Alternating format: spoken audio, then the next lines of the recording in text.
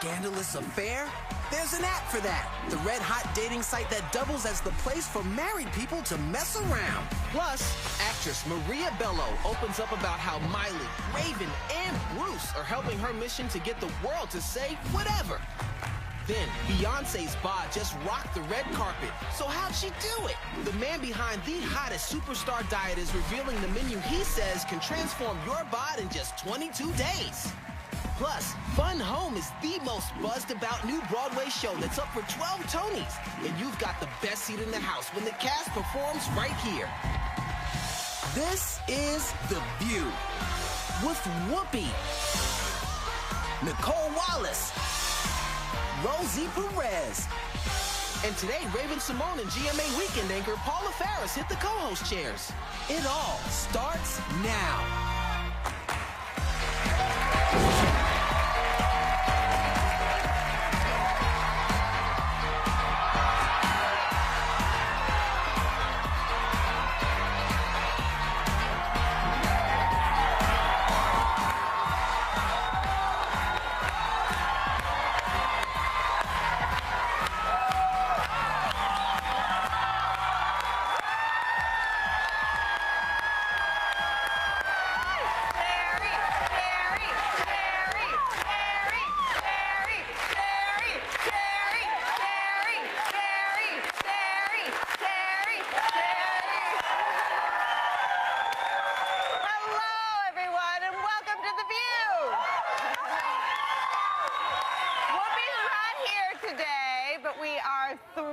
To welcome back as our guest co-host, Sherri Shepherd. Thank you. It's so good to see you. I've been clamoring for you to come visit us since the day I started. I'm so happy you're here. And I know everybody is too, right?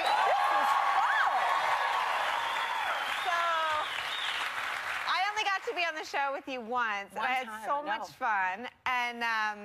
And I think one of my favorite things that you talked about was your son, because now I feel like I've carried the mantle. I tell my stories about my son, but how old is he now? That's my baby. Our birthday is the same day, April 22nd. So we celebrated our birthday because it was the best birthday gift I ever got. He was born in 5.5 months, 1 pound 10 ounces, and he was just the best miracle I ever got on my birthday. So we celebrated it 2 weeks ago. But yeah, but he's 10. And he's a miracle with attitude. He is a miracle attitude, because you know what I'm going through now? Because he used to be such my little love bug. I could kiss him and everything. Now he's turned into a monster at 10 o'clock. I can't kiss him because his lips are reserved for Julia, that little 5-year-old heifer that likes my son. I can't kiss my baby. He's got a girlfriend? Girl, he's got a girlfriend. He picks her dandelions, and she threw them on the ground. And I was like, you gonna mess with my son's heart one more time. You know, I have this thing, right? My husband said he's already worried about what I'm going to do to the first girl who breaks my son's heart. He said, you can't go all Dick Cheney on her, you know. You gotta They need their heart broken, you guys. They need it. At least be there to hug them. Don't cuss them out after they get their heart broken. It's her. It's her. You know, and this is the thing. She came to play. It was a play date, and she came over to the house, and I said, Jeffrey, it's time to come in. And she said, I want to ride the big wheel. And he's like, Mommy, we have to ride the big wheel. And it was like a standoff between me and this 5-year-old. Yeah. I'm like, you come in, and he's looking at her. Don't look at her, look at me. And she's looking at him. And you know who won out? The little 5-year-old. Oh, no. So broke my... So he just turned 10, double digits. He just had a birthday party. Yes, I threw him a birthday party at like the little bouncy house where they go bouncing. And I had all of his friends over. And he goes to a school because Jeffrey has special needs. So they teach him. It's kind of like, the teaching is really weird because they teach him the zones that he's in. Like, Jeffrey, if you're in the green zone, you're feeling happy. If you're in the yellow zone, you're anxious. If you're in the red zone, you're angry. And so I don't deal with zones. I deal with my mother used to snatch me up. That's what I dealt with. The zone. So he's at the little bouncy house, and he's bouncing, and he was getting rough, and I said, Jeffrey, stop being rough with everybody. And so everybody around me, you know, the black people are like, when you gonna snatch that boy up? And then everybody else was just like, no, I didn't, because I had to go back to what the school was teaching. So the parents said they were like, Jeffrey. Yeah, they were like, Jeffrey, what zone are you in? Oh, my God. I think that's genius. I think it's really smart. I have no kids. I have no kids. I am a kid. I'll take it. But... Some people are with you. Are you laughing because I am a kid or because I have no kids? Some people want kids. I like being able to understand the feelings that I have instead of being reprimanded because I don't understand my feelings in the first place. And that helps me understand my feelings. If somebody talked to me through what I was going through, I'd be able to better communicate as an adult. So when you are you in right now? Right now, I'm definitely in a green. Definitely in a green. I like that. Well, I think there are things that you understand, and that's your sort of worldview. It'll make you a really good mom. But then there's a whole new level of understanding that happens when you are a mom. So you know, you go into the different zones. Like when I have to do this core math with Jeffrey, this new math that they teach. I'm in an aquamarine maroon zone. That's what I'm in a I don't get it zone. I don't understand it. Being a parent, it's hard. It is hard. And already the second grade homework has surpassed my level of math. Jeffrey's homework keeps me up so late. I do his because he's got to go to bed at 8:30, and he's still got all of this homework. I do his homework with my left hand so they can think Jeffrey did the homework. I'm over here writing all crazy. That is a mother's love. All right, there's no smooth transition here now, so I'm just going to go for it. Tinder is the hot dating app with 40 million users, but a recent survey found that 1/3 of them are married, and women are more likely to use the app to cheat than men are. Does this surprise you guys? Get it in, ladies. Get it in. Get it Wow. in. You can. But do you think some of them are going on the app to cheat, or are we just doing a little bit of window shopping? No, well, usually when you window shop, you usually go into the store and eventually buy something. So I think, you know, when you play with temptation like that, it's going to bite you in the butt. See, and I would think, I agree, but I think women can look and then, and listen, we're always on a diet. We're talking about, I think we have the ability to sort of deny ourselves the Manolo Blahniks in the window. I think that's the man. But do you think that women are... Okay. But I think that women may be looking, I don't believe that women cheat as much. When you go, but see, online, when you actually get online to sign on, because you got to sign up. You can't just be looking. And you got to make anonymous, a whole... right? Well, no, you can be anonymous. You can be a password. You have to make a username. You have to make a password. So you have an intention. It starts with the intention. So when you're actually going on there, I don't think it's just looking. I think you're just waiting for somebody to bite. You know, but I'm wondering if a woman, because they said most of the women are married, if They're bored. that's what I think. I wonder if it's just humans and what did we say? Humans and penguins. Penguins, the only ones that stay monogamous in a relationship. Every other animal every man animal goes and plays around, and the women have to like be in a thing and take care of the children. Go have fun. Stop getting married. Don't get married if you Stop getting married.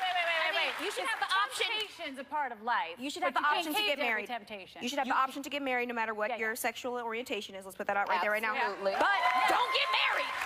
Don't go have fun. But then what about all that time that you're taking to actually get on a website to go and cheat on your husband? What if you take that time to try to get in so you can make your marriage work? What if you already did and you can't get out and the divorce papers are too expensive and you can't get out? Girl, don't tell me about divorce being too expensive. I'll tell you about divorce being too expensive. Damn. There's the honey. I know that's right. One thing is the grass isn't always greener on the other side. Well, you mentioned that you don't have any kids, and we noticed that some of you in the audience clapped. So this might be for all of you, because apparently a lot of young women are hitting snooze on their biological clock. They're not having kids because, there you go, one person. New research found that millennials are in no rush to start having kids. Why is it? And by the way, a millennial, age 18 to 34. And I'm 30. I'm about to be 30 this year, so I'm 29. I want a baby so bad. I wanted a baby since I was 15. I think you'd be a great mom. I got one or two you could have of mine. You could... I'll give them to you. It's funny how women with kids are like, take mine. You want a babysit? That was an honor to babysit. I love babysitting. I love kids. I think I'm stuck in a child's mind, and I want to raise my own because I hear a lot of parents really, I don't know if I'm going to get in trouble, really don't like their kids. It's not that, you know what? It's not that you don't like them. It's just that they're always there. It's like a husband. Like, you love them, but... You know, I think it's that you do love them. You know you're greatly blessed, but we're humans, you know, and that just happens. I just wonder, like, with the millennials, I think a lot of women feel like, I want to get my stuff in. I want to have my career. I want to be able to travel. I just think that you still have to be aware that sometimes you can't put that off because it might be too late. Now they're freezing eggs, but... Yeah. And I think the next real debate for women is whether employers want to be competitive if they offer benefits for women to freeze their eggs. I think that's a great way to lure the best and the brightest women in the country to go work for them. That's great. All right, we'll be right back with more Hot Topics. So when do you ditch your dude for a girls' night out? The co-hosts weigh in on a huge gray area next.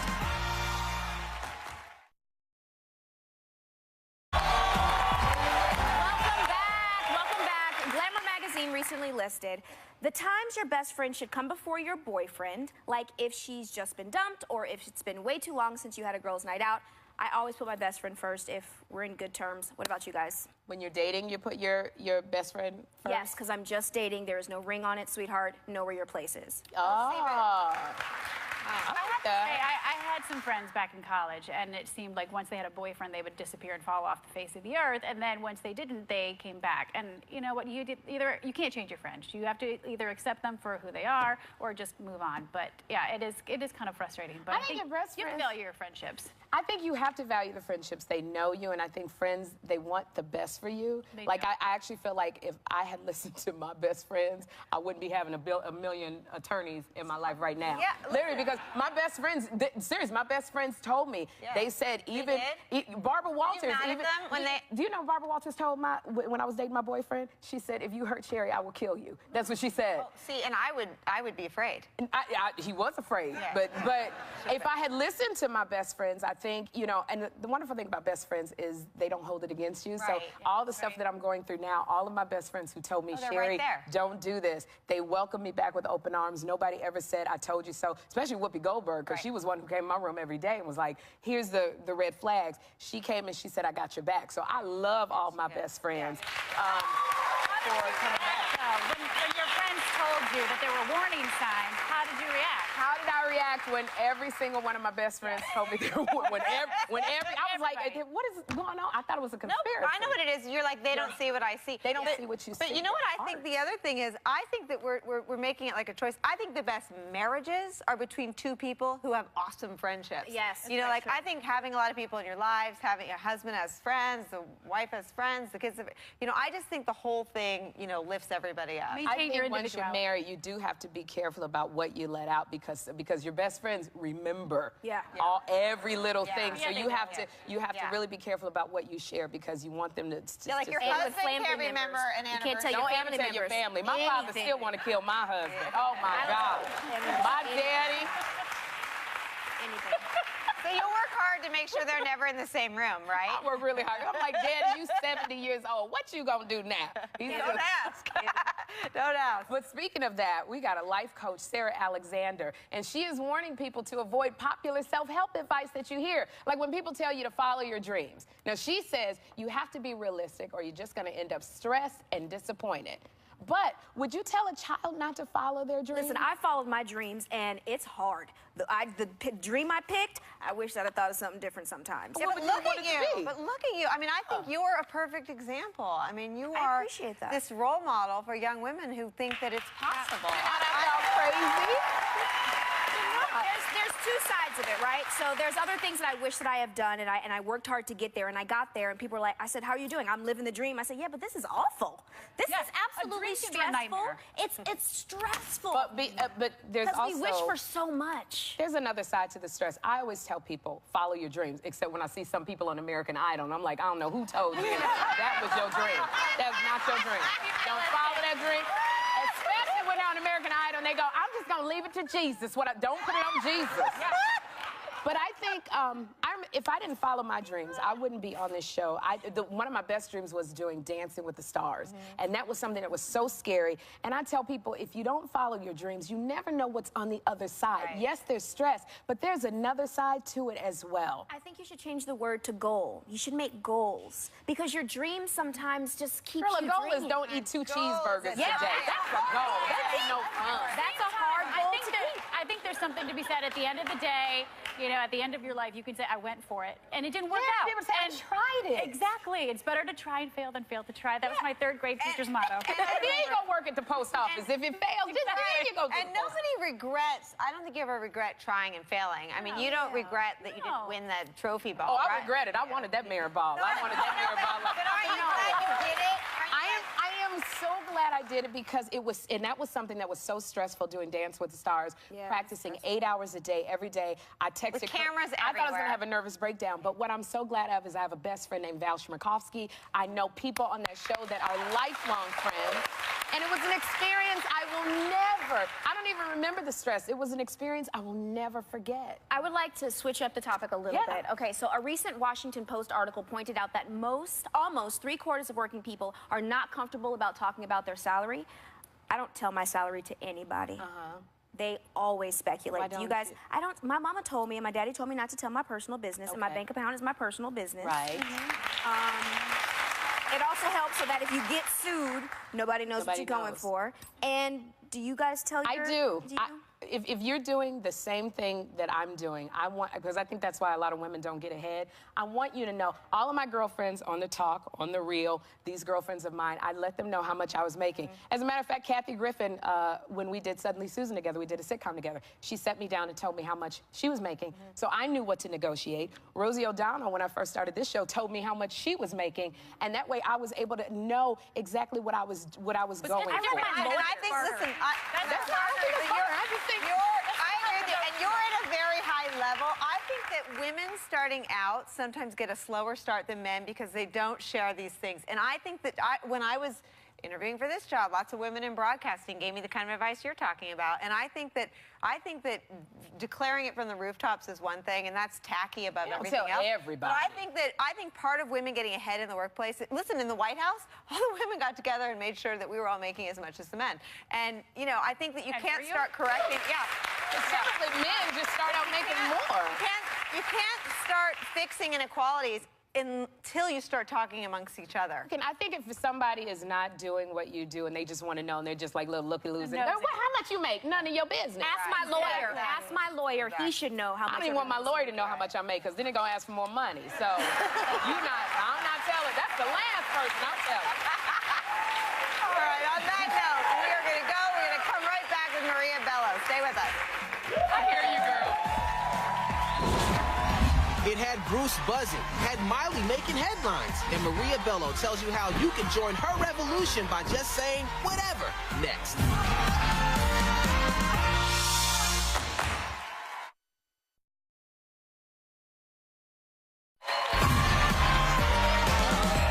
Labels should never make us feel judged or afraid. The dictionary definition of whatever is used to emphasize a lack of restriction referring to anything. Well, I'm not interested in restricting myself or anyone else with a particular label, so I decided I'm off whatever. What are you? Singing, hey, hey, hey, no matter how life is today, there's just one thing that I got to say. I won't let another moment slip away.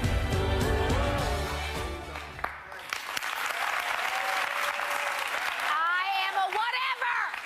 Actress Maria Bello is starting a revolution that people like Bruce Jenner, Miley Cyrus, and me are on board with already. Her new book, Whatever, Love is Love. Please welcome Maria Bello. Yes.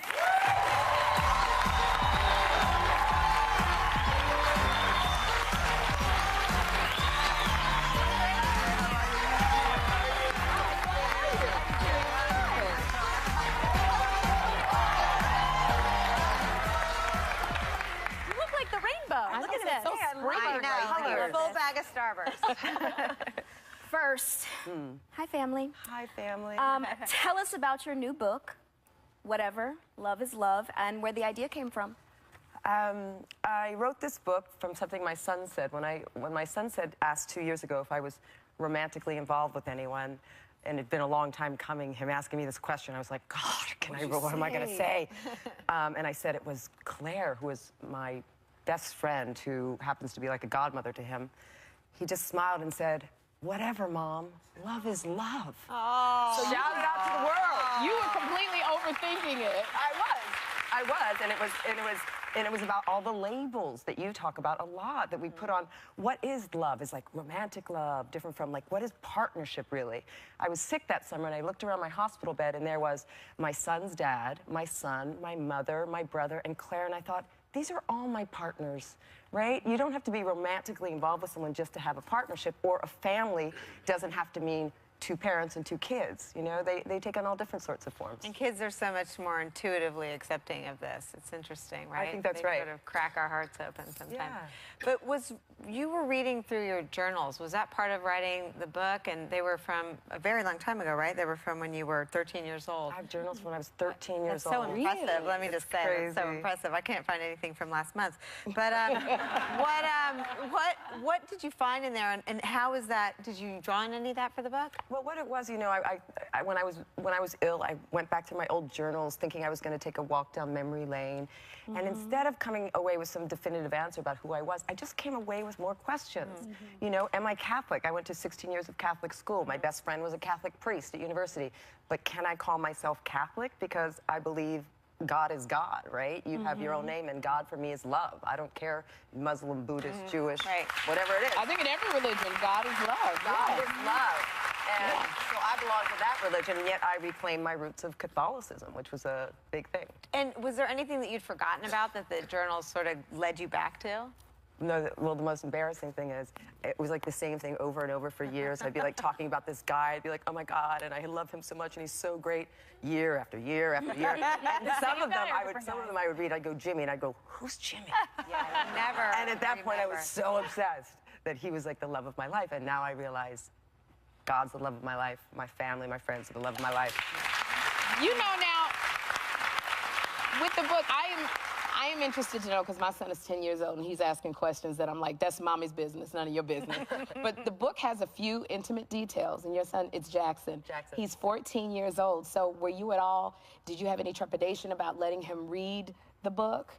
No, and I said to him before, and I said, Jack, do you want to read the book? He's like, yeah, I don't care. And I said, well, there's some things in it that are kind of sexy. He's like, I don't care.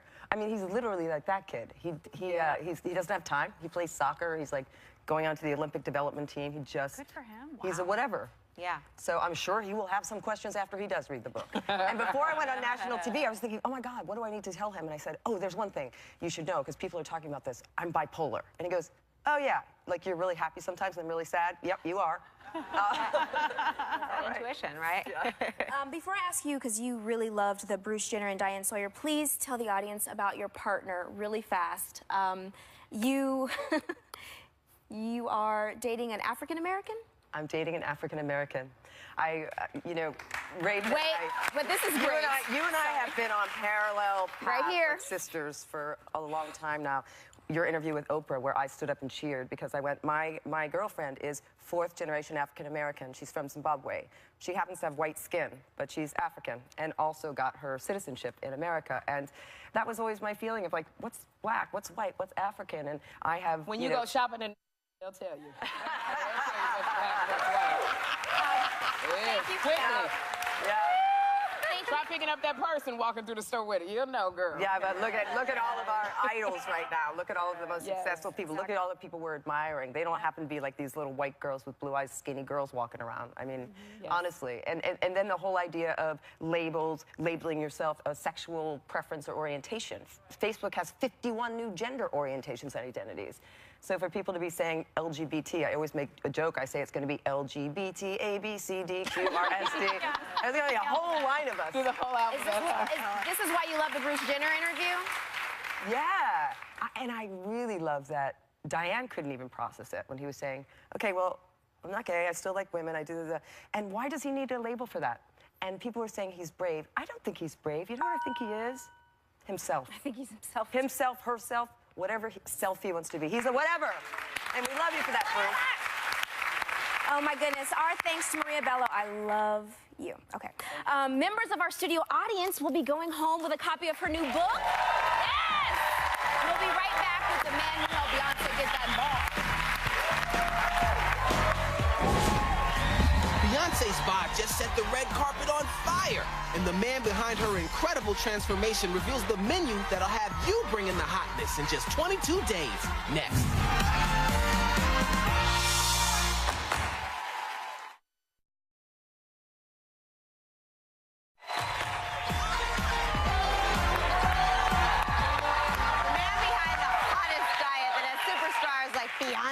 Sherri, Jay-Z, and J-Lo looking absolutely perfect, is sharing his secrets with us today. Please welcome exercise and nutrition expert and author of the 22-Day Revolution, Marco Borges. Hello. Hello. Okay, so the day that the news broke that you and Beyonce were going into business together, we said on the show that we were going to try this, that as a team, as a staff, we're going to try this. And Whoopi said that if my butt ends up looking like Beyonce's, she'll do it too. So let's get started. What is the plan? It is a swap. Okay. That's what it is. It's a plant-based program designed to reset your habits and transform your body. Okay. But there's no pig in here anywhere. Nowhere. It makes losing weight effortless. Okay. So we replace overprocessed dead foods, animal products with rich, filling, nutritious foods, seeds, grains, vegetables, fruits, nuts. All these kinds of foods are wrapped into really beautiful recipes that we create in the book. So people automatically think, I'm going to go on a vegan diet, I'm going to do plant-based. What am I going to be doing? I'm going to be chewing on this all day long, right? You think That's immediately, what I'm thinking right styrofoam food, no flavor.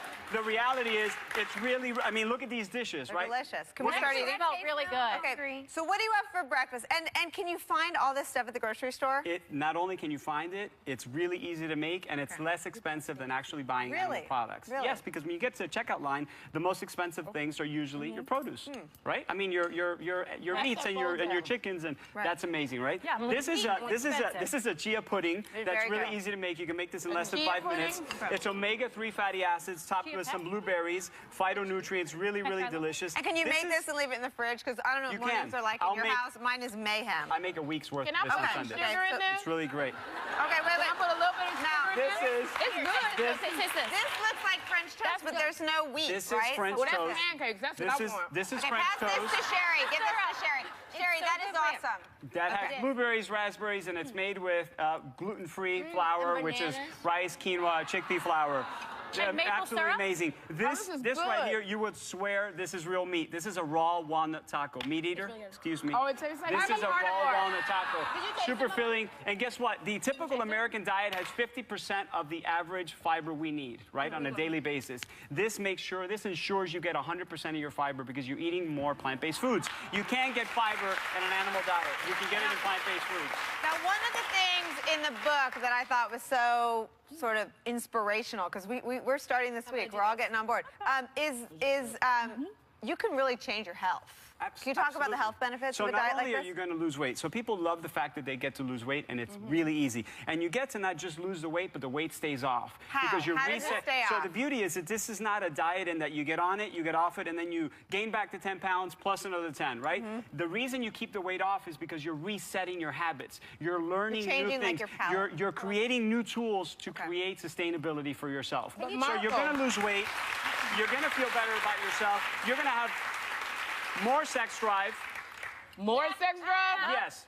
You're going to sleep better. You're going to have clear skin. The list goes on, and you're going to look good. I got you, and I love this because I'm a type 2 diabetic, so I know this is the way I should be eating, but this is all fine and good, but how easy is this to make every single day? We have over 65 recipes in the book that are super simple. I mean, literally takes less than 5 minutes to make this. It takes maybe 6 minutes to make this dish right here. You don't need, this is completely raw. You don't need any special tools for it. We'll move right along here. I'm going to show you some other stuff. This is really good. That's a no tuna chickpea sandwich that has. This tastes like tuna salad without the tuna. Exactly. It's chickpeas. It's garbanzo beans. It's garbanzo beans. And then we move right into... Pause. You don't have to take the bread off, Sherri, because it's good for you. You can eat It's bread. gluten-free bread. You can eat bread. Okay, I'm used to taking the bread off.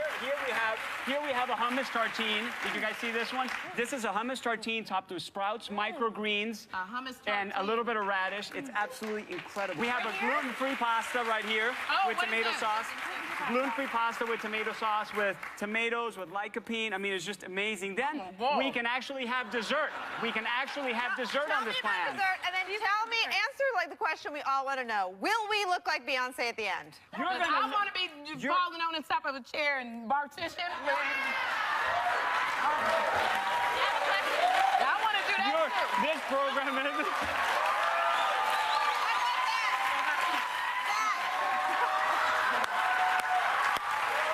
I want that.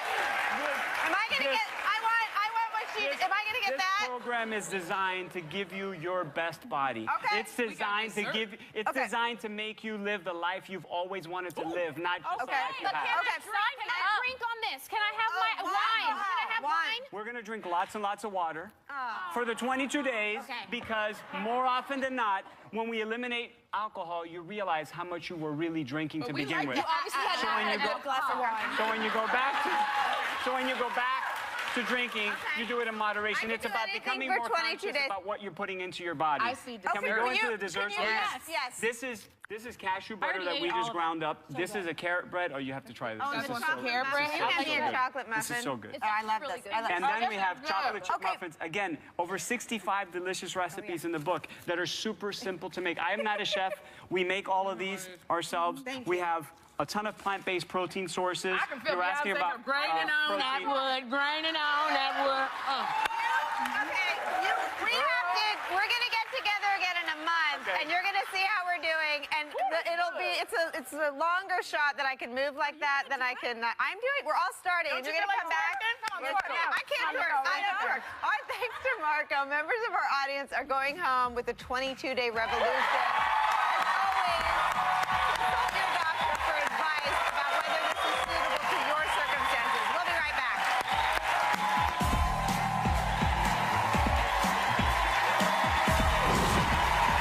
Think you can't score tickets to one of the hottest shows on Broadway? You just did, because the cast of the Tony-nominated mega hit musical Fun Home are performing on The View next.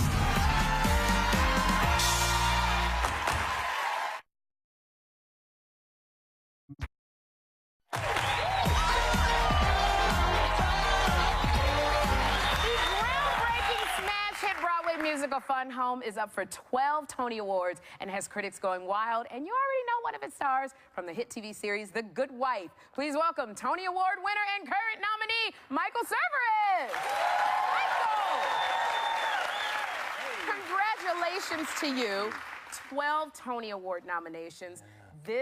This musical is receiving some of the best reviews in years. Yeah. So I got to say, again, congratulations. But it is based on a graphic memoir by Alison Bechdel called Fun Home. Right. And so now it takes place at a funeral home. Yeah. During the main character, Allison. It covers 3 stages of her life. Am I correct? Yeah. So can you tell us about that? It goes from when she was about 8 or 10 to her college years, and then looking back as an adult and sort of looking at her family. And it's really kind of, it's heart. It's a really simple, moving story about sort of trying to understand the people that we're closest to and understand ourselves in relation to them. What do you think the audience is responding to? Well, I think they're seeing themselves. Even though Allison's story is really specific to her life, there's something universal about it. I mean, you know, we've all been in families, and we all have been mysteries to each other, even the people that we're closest to, and figuring that out and finding your way through life, like that's what the story's about. Well, I want to hear some music. Here to perform, come to the Fun Home. Please welcome Fun Home cast members Tony nominee Sidney Lucas, along with Jules Morrow and Oscar Williams.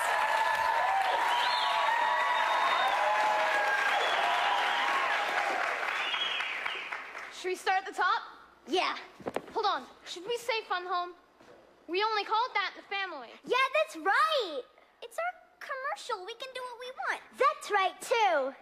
I guess. Come on. Okay. Places, everybody. Fun Home commercial take 7 million billion thousand.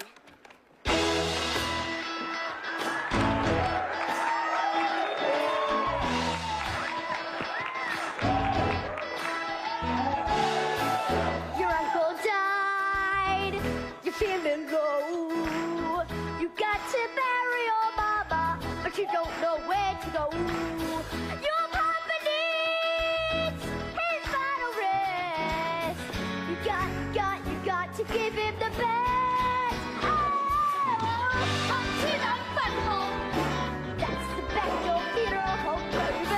The Bechdel Fun Home. Next to Baker's apartment store in Beach Street. The Bechdel Fun Home. We take their bodies every day of the week, so you got no reason to roam.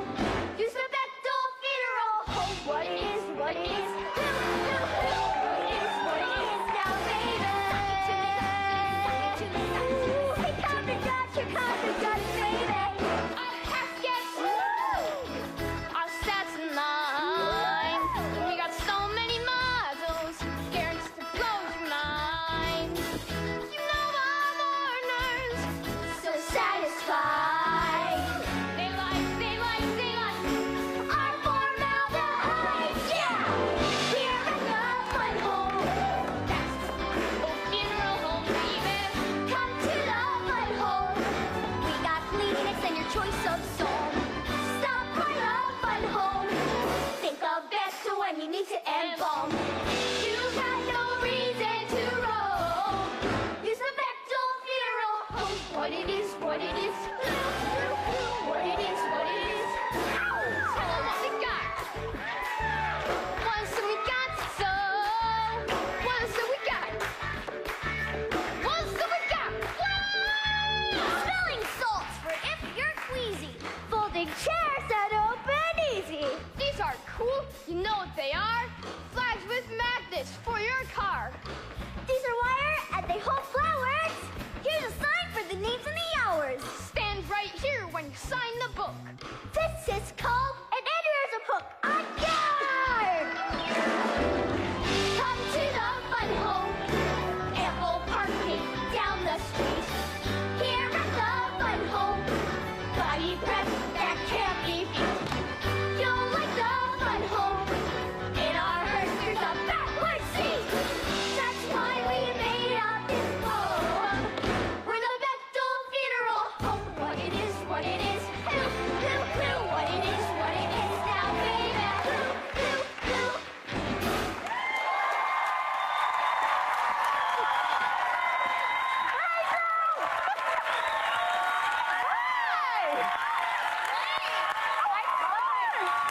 Amazing.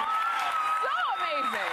Thanks to the cast of Fun Home. Be sure to catch Fun Home on Broadway at Circle in the Square. Members of today's audience, you guys are getting a copy of the just released Fun Home cast album. We'll be right back.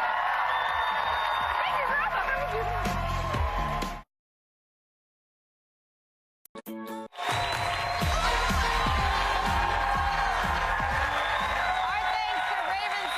Sherri Shepherd and Paula Ferris for co-hosting. Have a great day, everyone, and take a little time to enjoy the view.